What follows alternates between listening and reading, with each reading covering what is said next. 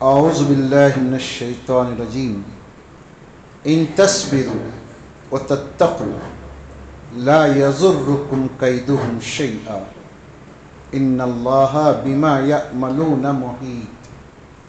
تمام تعریف و توصیف، حمد و ثنا، بزرگی اور بڑائی، عز و شرف، جاہ و جلال اس اللہ رب العزت کے لیے لائق اور زیبا ہے جو ساری کائنات کا خالق ہے، جو سب کا روزی رساں ہے، جو ایک دن سب کو مارنے اور پھر جلانے والا ہے۔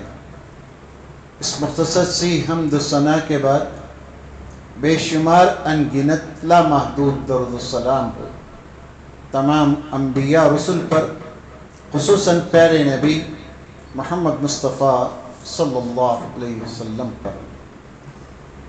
سامعین اکرام، خطبہ مصنوعہ کے بعد میں نے آپ کو سورہ آل عمران کی ایک آیت کریمہ سنائی ہے۔ ہم مسلمان ہیں، اللہ کا فضل ہے، جہاں ہم رہتے ہیں اس جگہ کو ہم آباد کرتے ہیں اور اس جگہ کو ہم اپنی سمجھ کر استعمال کرتے ہیں۔ یہ ملک پیارا ملک جو زمین پر ایک جنت نشان ہے، اس ملک میں کئی حکمران ہوئے، کئی بادشاہ آئے، کئی راجہ رجواڑے آئے، انہوں نے اپنے اپنے طور پر اس ملک کو لوٹا، گھسیٹا، کھسوٹا اور اپنی دنیا بنا کر چلے گئے۔ مسلمان بھی اس ملک میں آئے۔ اللہ کے نبی صلی اللہ علیہ وسلم کے زمانے سے مسلمانوں کی آمد اس پیارے ملک میں شروع ہوئی۔ اللہ کے نبی صلی اللہ علیہ وسلم کے صحابہ ملبار وغیرہ کے علاقوں میں تاجر بن کر آئے۔ اپنی تجارت سے، اپنے اخلاق سے، اپنے ہنر سے ان مسلمانوں نے یہاں کے لوگوں کو مسلمان بنایا۔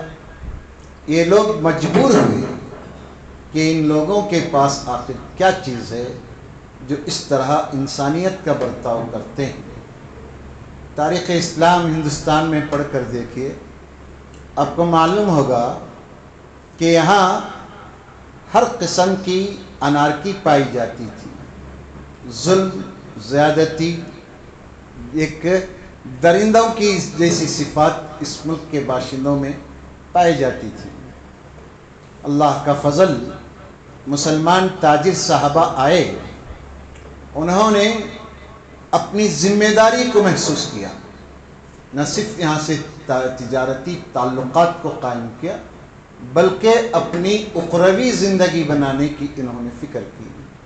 اس لیے اللہ تعالیٰ نے تا قیامت مسلمانوں کو جو ٹائٹل دیا ہے وہ ٹائٹل خیر امت کا ہے۔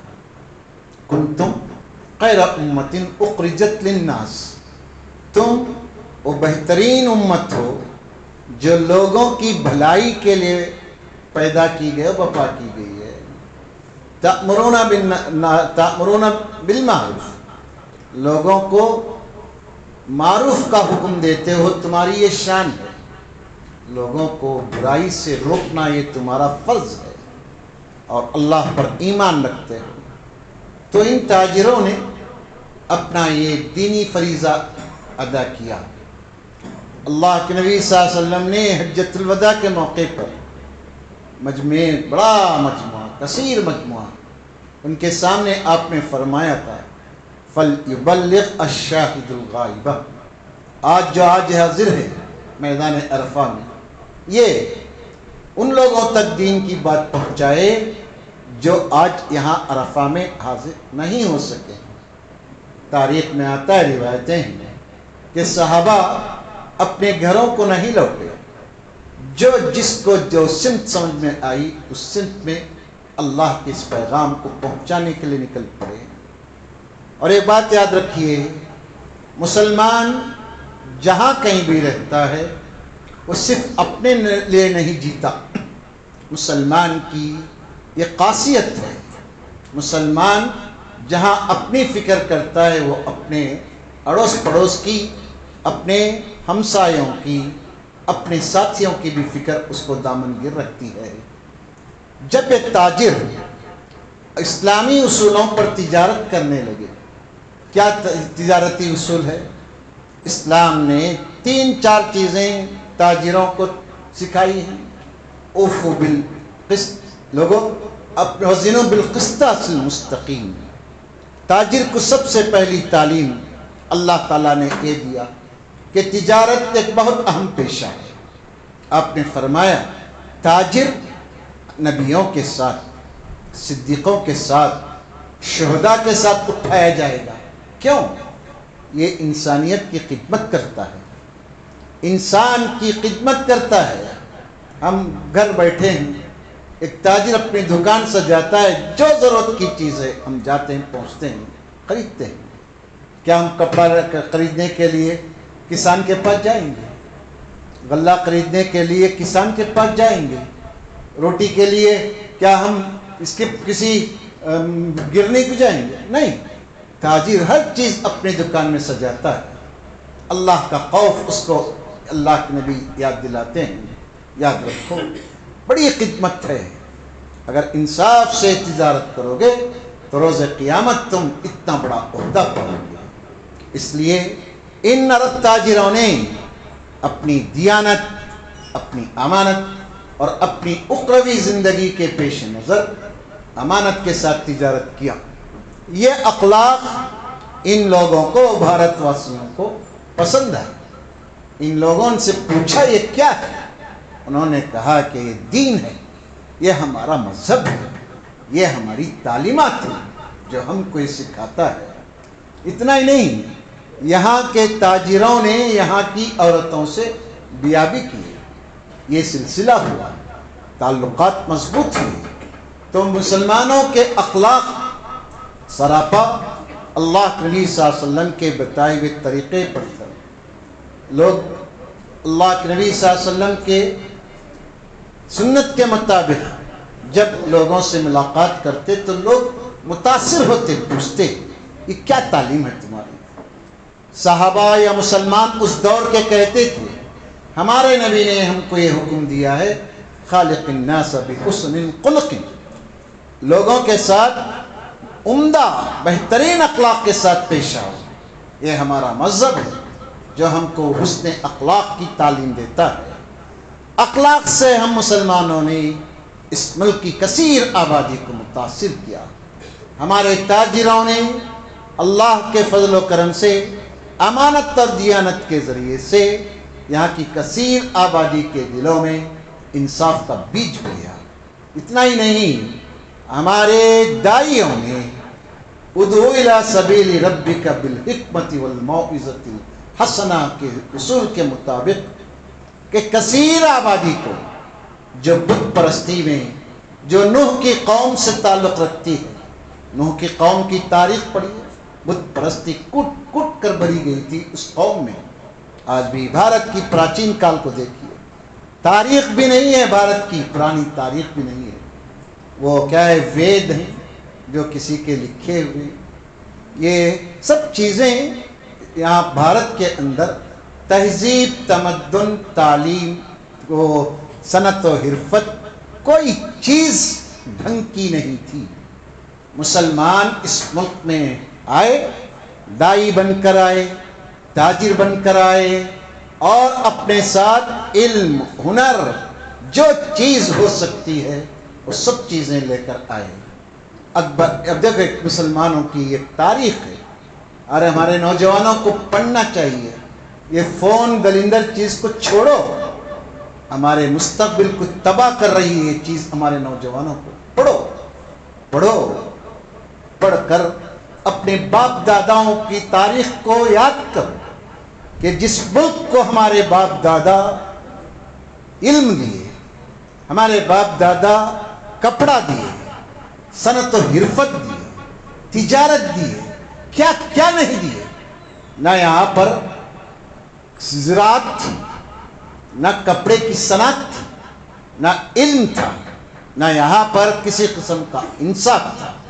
کپڑے کے نام پر لوگ ایک لنگوٹی بنتے تھے گاڑی کی، عورتیں اپنی شرمگاہ کو چھپاتی اور ایک ٹکڑا اپنے سینے پر ڈالتی۔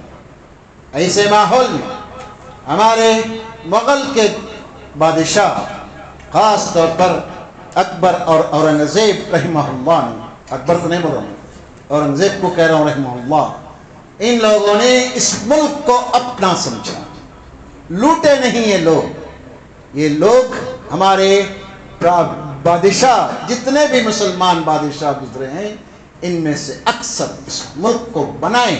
تاریخ اٹھا کر دیکھیے، یہاں پر زراعت مسلمانوں نے اس کو شروعات کی۔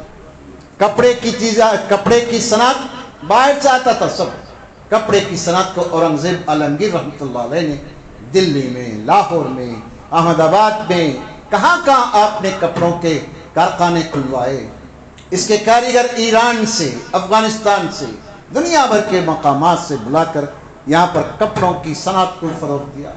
تاریخ ہے، متاثر قوم اس تاریخ کو ملیامیٹ کر رہی ہے، اور ہم بھی اس سے متاثر ہیں، اور ہمارے نوجوان آج کی نسل بے حد اس سے متاثر ہوتی ہے۔ اللہ کے بندو، پڑھ کر دیکھو تاریخ، ہماری تاریخ ہم کو چیخ چیخ کر کہہ رہے ہیں، مسلمانوں تم وہ قوم ہو جو اس ملک کو علم جیسی دولت سے مالا مال کیا۔ اکبر کے دور میں ہندو، مسلمان، سکھ، عیسائی، جتنے آبادی کے لوگ تھے، ایک مکتب میں بیٹھتے، سب فارسی پڑھتے، اردو پڑھتے۔ اس دور کی سرکاری زبان جیسے آج ہندی ہے، اس دور کی سرکاری زبان فارسی تھی۔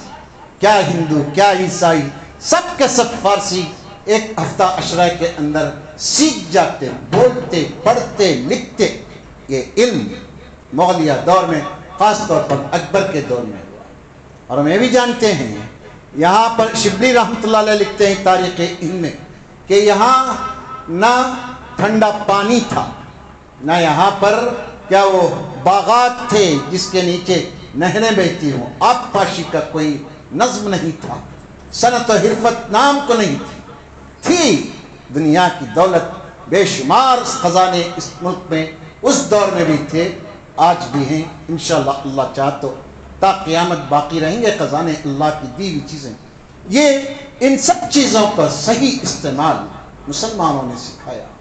اورنگزیب عالمگیر کو لوگ پانی پی پی کر کوستے ہیں، اور ہم کو اسے ان کی طرف، بابر کی طرف، ان کے خاندان کی طرف منسوب کرتے ہیں۔ اس پہ ہم کو آر نہیں۔ ہم وہ قوم ہیں جو اس ملک کی، ہمارے پراچین کال سے ہمارے باپ دادا نے اس ملک کی خدمت کی ہے۔ یہ ہمارے باپ دادا تھے، یہ ہمارے آبا تھے جنہوں نے اس ملک کو اپنا سمجھا۔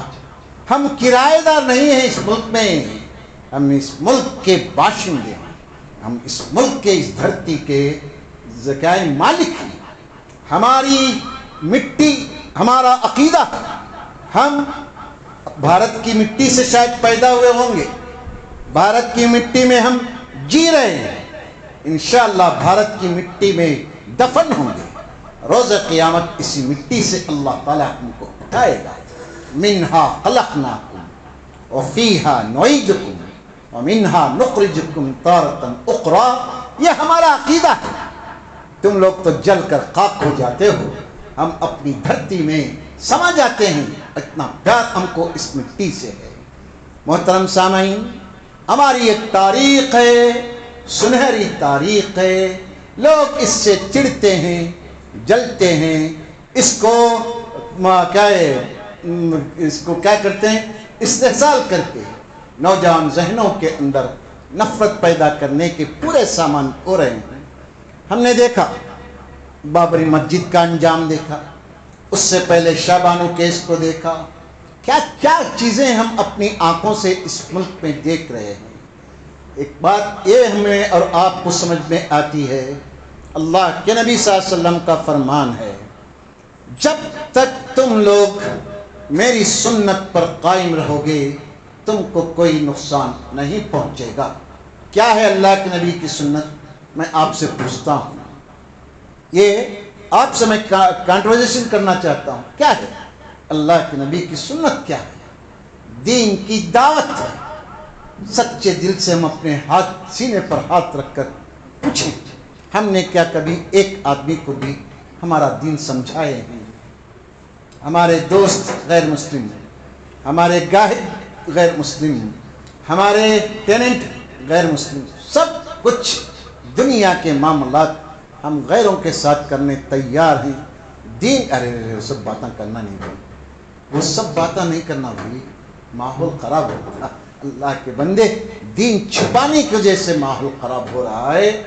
دین کی بات اچھے انداز میں، ادعو الی سبیل ربک بالحکمت والموعظۃ الحسنہ، اللہ تعالیٰ کا حکم ہے، لوگوں تم لوگوں کو دین کی طرف بلاؤ، تمہارا دین غلط مت بولو، تمہارا دین غلط مت بولو، کیونکہ قرآن کا حکم ہے کہ تم غیروں کے معبودوں کو برا مت کہو، وہ تمہارے معبود کو گالی دے گا۔ جیسے ایک حدیث میں اللہ کے نبی نے فرمایا، قیامت کے قریب ایسا دور آئے گا لوگ اپنے ماں باپ کو گالی دیں گے۔ صحابہ نے پوچھا، اللہ کے نبی، ایک بیٹی اپنے ماں باپ کو گالی دے گی؟ ہاں، کیوں؟ لڑائی جھگڑا ہوتا ہے، تم کس کے ماں باپ کو گنتے ہو؟ وہ تمہارے ماں باپ کو گنتے ہیں، سبب کون بنا؟ تم ہی تو بنے۔ یہ اس لیے آپ کسی کو بھی دین سمجھاؤ، کیا کہے قرآن مجید، کیا کہتا ہے؟ کہیے آپ اللہ ایک ہے، احد ہے، وہ ایک ہے، صمد ہے، بے نیاز ہے، وہ کسی کا بیٹا نہیں ہے، نہ کسی سے جنا ہے، نہ کسی کو جنا ہے اور نہ کسی کو جنا ہے، نہ جنا گیا نہ جنا ہے۔ آج گڈ فرائیڈے ہے، لوگ عیسیٰ مسیح کے بارے میں کیا کیا آج پروپیگنڈے کرتے ہیں۔ ایسے موقعوں پر ہم کو چاہیے ہم اسلام کی تعلیم عیسیٰ مسیح کے بارے میں کیا ہے علیہ الصلوۃ والسلام ہم بتائیں۔ لوگ عیسائیوں کے اندر دو فرقے ہیں، شدید آپس میں مختلف ہیں، سخت قسم کا اختلاف ہے۔ ایک فرقہ حضرت مریم کو نعوذ باللہ غلط کار عورت کہتا ہے، ایک فرقہ حضرت جبرائیل کے اسے نہیں مانتا۔ بڑے شدید اختلافات ہیں ان لوگوں کے درمیان، لیکن مسلمانوں کے خلاف میں سب متفق ہیں۔ لوگوں، نوجوانوں، خاص طور پر مجھے اور آپ کو ہماری اپنی تاریخ پڑھنا چاہیے۔ مسلم شریف کی جو حدیث میں آپ کو سنا رہا ہوں، اس میں اللہ کے نبی صلی اللہ علیہ وسلم فرماتے ہیں، جب تم میری سنتوں کو چھوڑو گے تو کیا ہوگا؟ تم پر اللہ تبارک و تعالیٰ ایسے لوگوں کو مسلط کرے گا لا یخاف فیکم، جو تمہارے بارے میں کسی سے نہیں ڈریں گے۔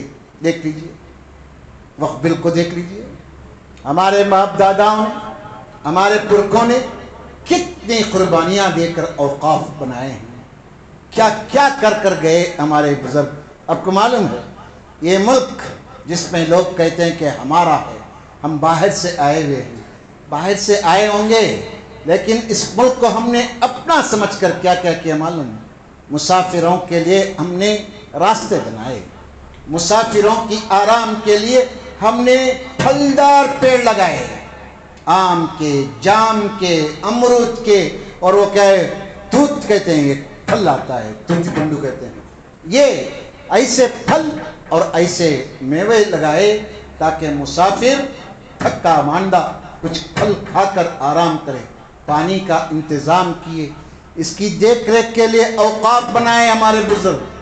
ہمارے بزرگوں نے مسافروں کے لیے مسافر خانے بنائے، حمام خانے بنائے، رات کے دن کے کھانے کا انتظامات کیے۔ یہ لوگ، یہ ہمارے آباء اور اجداد ہیں۔ ان لوگوں نے کتنی محنتیں کر کر، یہ جو سامنے قبر ہے ہمارے سامنے، اس کے آپ جانتے ہیں اس کے اوقاف کتنے ہیں، کہاں سے آگے؟ یہ ہمارے بزرگوں نے کیے ہیں۔ دوستو، یہ سب چیزیں ہمارے سنتوں کے کھلواڑ کی وجہ سے اللہ تبارک و تعالیٰ اس سب دن ہم کو دکھا رہے ہیں۔ میں اپنی جگہ پر اپنا جائزہ لوں، آپ اپنی جگہ پر اپنا جائزہ لیجئے۔ میں کہاں پر سنت کے خلاف زندگی کر رہا ہوں؟ مسجد میں سب اچھے ہیں آلے دی سائیں ماشاءاللہ ماشاءاللہ. شادی کا موقع آندے شکرانہ ہونا چاہیے, ہلدی کی رسم ہونی چاہیے, جوڑا ہونا چاہیے. بھکاریاں, فقیراں, دعوت کے بھوکے, کیا کیا ہیں ہم لوگ, کیا کیا ہیں ہم لوگ. سنت آلے دی سامنے ماشاءاللہ ماشاءاللہ. اللہ کے بندو شرم کرو. آج مسلمان اپنے اخلاق, اپنے کردار اور اپنے صلہ رحمی کو چھوڑ دیا. بھائی بہنوں میں اختلاف, بھائی میں دشمنی, کیا یہ ہماری زندگیاں ہو رہی ہیں دوستو؟ آؤ لوٹ کر اسلام کی سنہری تعلیمات کی طرف آؤ. غیروں کے اندر اتنی سکت اور گٹس نہیں ہے ہم کو آنکھ بتانے کی. ہاں ہم میں سے کچھ غدار ملے ہیں ان میں جس کی وجہ سے یہ سب ہوتا ہے. اس کی مثال میں دے سکتا ہوں. ایک پیڑ, بھاری بھرکم پیڑ کو ایک کڑہاڑی نے کاٹ کر پھینک دیا تو آپس میں مشورہ ہوا کیسا اتنا بڑا پیڑ. تو اس پیڑ کی ڈالیوں نے کہا ہم میں سے کوئی کڑہاڑی کا دستہ بن کر اس کے اس میں گیا تھا, جس وجہ سے اس نے ہتھیارے نے پکڑ کر اس کو کاٹ دیا درخت کو. یہ ہماری حالت ہے. ہم اپنے دیکھیں قرآن مجید کیا کہتا ہے, ہمارے صحابہ کو دیکھ کر لوگ کیوں ڈرتے تھے. اشداء علی الکفار رحماء بینہم. یہ ہمارے صحابہ کافروں پر لوہے کے چنے تھے, آپس میں نرم اسپنج تھے آپس میں صحابہ. غیروں کے سامنے یہ لوگ لوہے کے چنے تھے, سمجھ نہیں پاتے تھے. غیر مسلمان اتنا کمزور, اتنا اس کی مالی حالت کمزور ٹیچر, لیکن جب دین کی بات آتی ہے, اللہ کا نام لیتا ہے تو اس کے اندر توانائی اور قوت آ جاتی ہے. یہ ایمان ہے دوستو, ایمانی اسپرٹ ہے.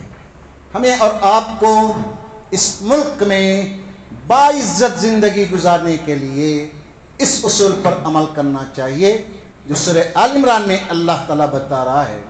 إِن تَصْبِرُوا وَتَتَّقُوا. اگر تم صبر کرو گے, صبر کیا کرنا. اب یہ مسجد ہے, ہر جگہ مسجدیں ہیں ماشاءاللہ.